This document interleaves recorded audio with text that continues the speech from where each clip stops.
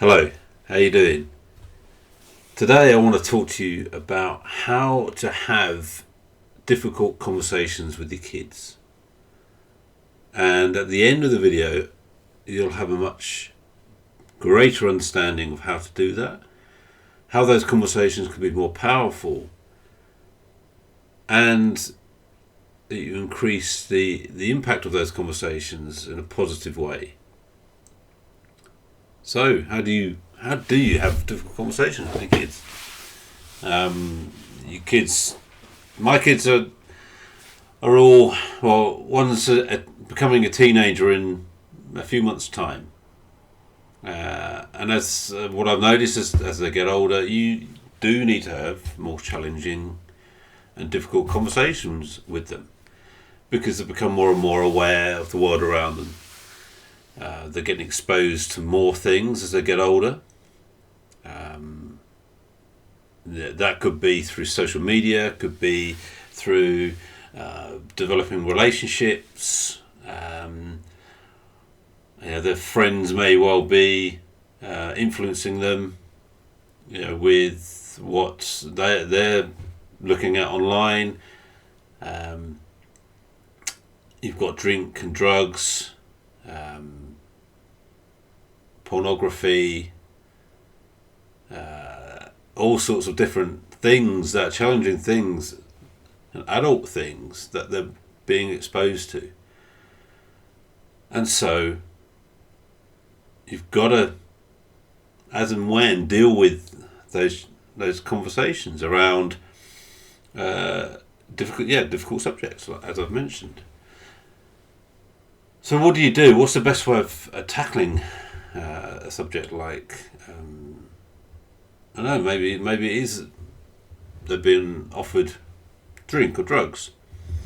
What can you do to get across your point of view without necessarily lecturing them, and coming away from the conversation with almost like having a clear agreement of how to take this forward, how to keep this part of their lives alive in your relationship with them, so they're not hiding things from you, and you're not hiding things from them as well.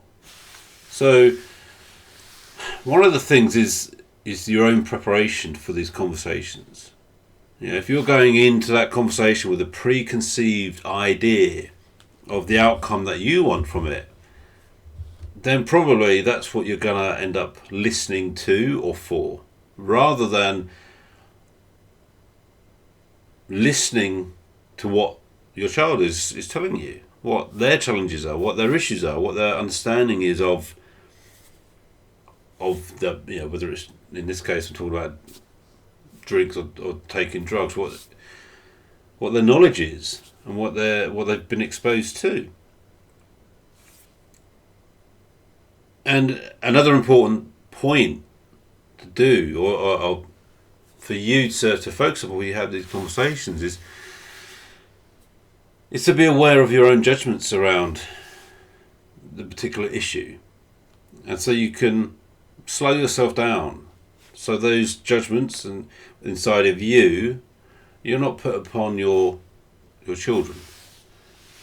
You're going into it with a much more open mind and being curious about, as I've mentioned, what challenges are your kids facing? What is their awareness around this subject? And if you, within that conversation, first seek to understand their perspective, then you can start to learn what is actually going on for them and how can you support them in dealing with this challenge. Because ultimately you can't do it for them. They have to find out their own way and make their own mistakes. And hopefully you've got that strong enough relationship there, so if things do go wrong, that strength of that relationship is strong enough, and there's trust and love there, that they can come and rely and lean on you for that support. And it's challenging. And you may feel when you're starting that conversation that you feel physically challenged. You might be uncomfortable in your stomach, and you might feel tight in the chest because of it's just it's uncomfortable. You're nervous, and maybe one other thing you can drop into that conversation is a little bit of vulnerability in yourself. Be connected with them. Human to human. Even though you are their father, it's important, I think, that you connect with them on a human to human point first, and see whether in that conversation you can create an understanding for each other of their perspective and your perspective, and how you can agree to support them going forward, and that they can come to you when they have challenges within, whether it's in this case drink or drugs, or it might be sex, or it might be just relationships in general, or bullying, or it could be a multitude of things. But you want them to be able to come to you and say, "Look, Dad, I'm in a bit of a state here. I don't know what to do."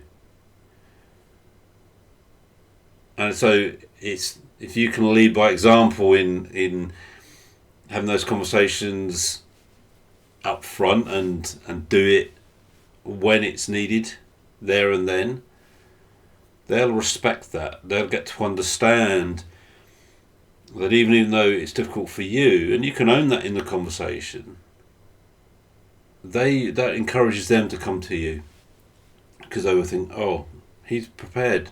Even though it's tough for him, he's prepared to have that conversation with me." And so when I have got a challenge or a problem, that I can go to him and not fear to be judged or criticised, but I can go to him and he'll listen and try to understand what's going on in my world. And if you can help your son or daughter have that view of you, then your relationship is just going to go from strength to strength. And as they grow up, and as you grow as a parent, as a father, that bond between the two of you will become immense. And that will get you through the tougher times that will be ahead in life. And the impact of those conversations will last forever, because they know that it's coming from a place of love and understanding, and not judgment and criticism, and an idea that you as a parent know best, which we are. In many ways, we're led to believe that. In some ways, we have to believe that. Certainly when they're very young, that we know best. But as they grow up and experience their own world, then we need to grow with them. And that's another important point. And you can do that in having these challenging conversations. It's an opportunity to be able to grow and learn for both of you in those moments. I hope you found this useful. If you have, please subscribe, like this video, and I'll see you soon.